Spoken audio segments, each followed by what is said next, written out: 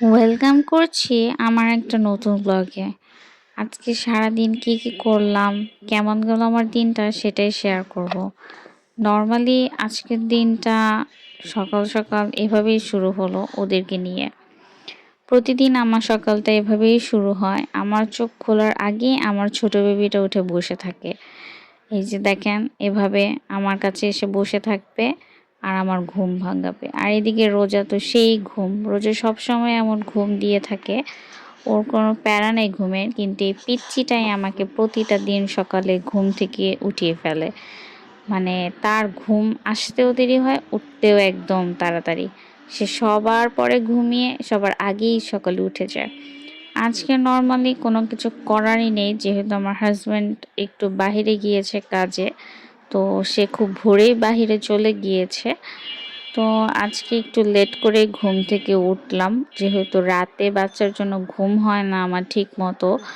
তাই আজকে ভাবলাম একটু শুয়ে থাকি। তো শুয়ে শুয়ে ওদের সাথে একটু টাইম স্পেন্ড করছিলাম। আর এই পিচ্চিটার সাথে আমার সকালটা শুরু হয় এভাবেই। আমি উঠে যাওয়ার আগেই সে উঠে বসে থাকে, আর উঠে বসে থাকা মানে সে সবাইকে উঠিয়ে দেয়। তো সে যখন উঠে যায় তার বোনকেও ঠিক সেভাবে সে ধাক্কাধাক্কি করে উঠিয়ে ফেলে। তো বিছানা থেকে উঠে দাঁড়াতে দাঁড়াতেই দেখেন পিছে পিছে চলে আসছে। মানে তাকে রেখে আমি এক সেকেন্ডও কোথাও যেতে পারি না, একটু ওয়াশরুমে যাব সেটাও পারছি না। এই যে এভাবেই সে পা ধরে সব সময় দাঁড়িয়ে থাকবে আমার কাছে। মানে সে এক সেকেন্ডও আমাকে ছাড়া থাকতে চায় না। যাদের বাসায় এরকম বেবি আছে তারাই বুঝতে পারবেন এই প্যারাটা। আর এদিকে রোজা তো ঘুম, ওর কোনো প্যারা নেই, ওর যখন ইচ্ছে তখন সে ঘুম থেকে উঠে। তো এদিকে ঘুম থেকে ওঠার পর আমি সোজা বারান্দায় চলে আসলাম। একদম আজকে ঝলমলে রোদ উঠেছে। 2 দিন যাবৎ শীতটা একটু কম লাগছে আমার কাছে, সবার কাছে কেমন লাগছে জানি না। তবে শীত যেভাবে পড়েছিল সেই তুলনায় কম। এই যে পুরান ঢাকার ব্যস্ত সকালবেলা, তো ডাকাডাকি, অনেক আওয়াজ, অনেক শোরগোল থাকেই। তো নাস্তারও আয়োজন নিচে। তো একে একে আমি রুমের সব জানালাগুলো খুলে দিচ্ছি, একটু আলো বাতাস দরকার, যেহেতু আজকে ঝলমলে রোদ উঠেছে। তাই সব জানালাগুলো খুলে, প্রতিদিনের একটাই ডিউটি, তাকে তো আর কোলে থেকে নামাতে পারি না, তাই এই টিভি অন করেই তাকে আমার নামাতে হয়। টিভি অন করলে সে চুপ হয়ে যায়। তাকে কার্টুন ছেড়ে দিয়ে চলে আসলাম গাছে একটু পানি দিতে। গাছগুলো মরে একাকার হয়ে গিয়েছে, সবগুলো ফুলের গাছই আমার একদম মরে গিয়েছে। তো যতটুক বেঁচে আছে সেইটুকুরই একটু যত্ন নিচ্ছি। শীত তো নিজেদের অলসতার সাথে সাথে গাছগুলোকেও একদম নষ্ট করে দিয়েছি। তো শীত চলে যাওয়ার পর আসলে গাছগুলোর আবার একটু যত্ন দেব। তো এই দিকে আমি চলে আসলাম একটু ফ্রেশ হতে। আজকে দিনটা খুবই অলস কাটবে আমি জানি, যেহেতু হাজব্যান্ড বাসায় নেই। তো প্যারা নেই। আর সকাল দিকে আমার আসলে কাজের তেমন একটা প্যারা থাকেও না, যেহেতু আমি আগের দিন রান্নাবান্নার কাজটা করে রাখি। যেহেতু এখন সবারই বাসায় গ্যাসের প্রবলেম। তো এই তো ব্রাশ টাশ করে আমার প্রতিদিনের একটাই কাজ, এই হোমমেড সোপটা। এটা আমি রিওস ফ্যাশন থেকে নিয়েছিলাম, রিওস বিউটি আই থিঙ্ক, পেজটা আমি মেনশন করে দিব। ওদের এই হ্যান্ডমেড সোপটা আমি প্রায় অনেক মাস ধরে ইউজ করছি। আমি তো জাস্ট ফ্যান হয়ে গিয়েছি। আমার অনেক বেশি ভালো লাগে এই সোপটা। আর আমার মুখের অনেক দাগও এই সোপটা ইউজ করে চলে গিয়েছে। তো যারা যারা এখন এই সোপটা ব্যবহার করেননি, মাস্ট ট্রাই। আমি পেজটা দিয়ে দিব। আপুর পেজ থেকে আমি এই সোপটা নিয়েছিলাম অফারে। তো এখনও আপুর পেজে অনেক অফার চলছে, আপনারা নিতে পারেন। এই যে মুখটা আমি প্রতিদিন এভাবে ক্লিন করি, তেমন কিছু ব্যবহার করি না। তো ফ্রেশ হয়ে এসে আমি চলে আসলাম নাস্তা প্রিপারেশন নিতে। আজকে যেহেতু হাজব্যান্ড বাসায় নেই, তো বাইরে থেকে আর নাস্তা নিয়ে আসিনি, টুকটাক বাসায় যা ছিল তাই করছি।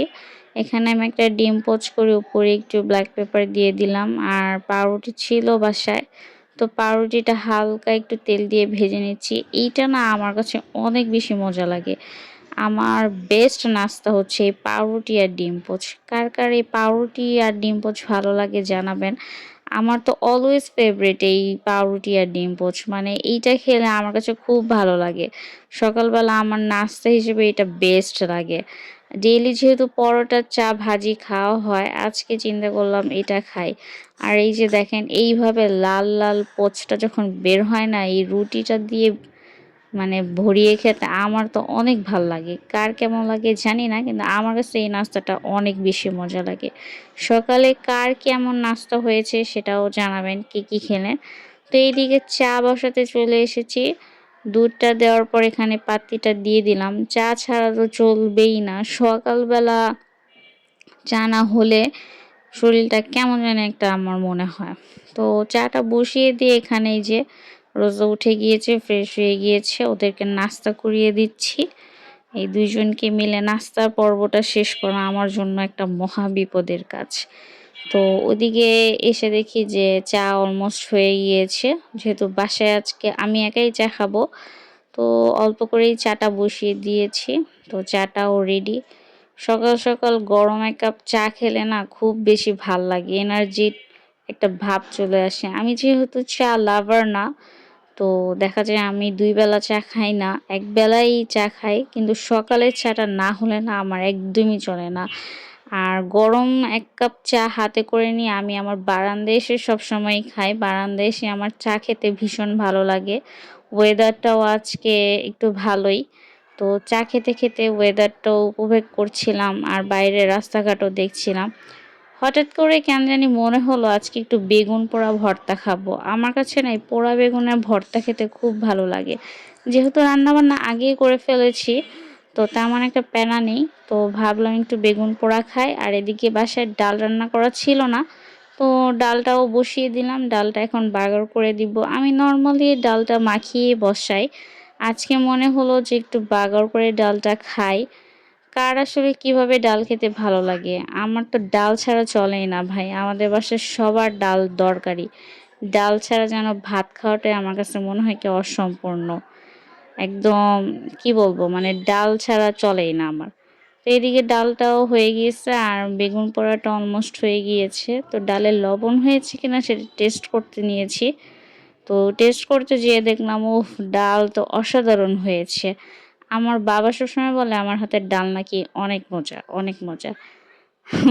যাই হোক, তো রান্নার কাজ শেষ করে আমি গোসল করে আসলাম।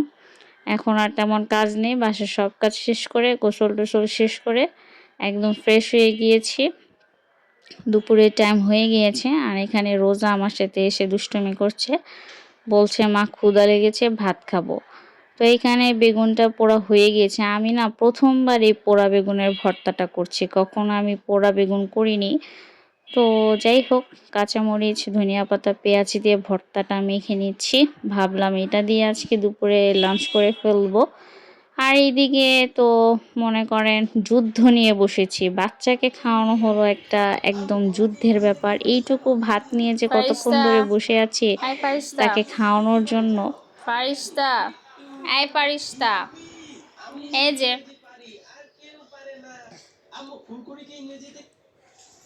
জলদি খাও।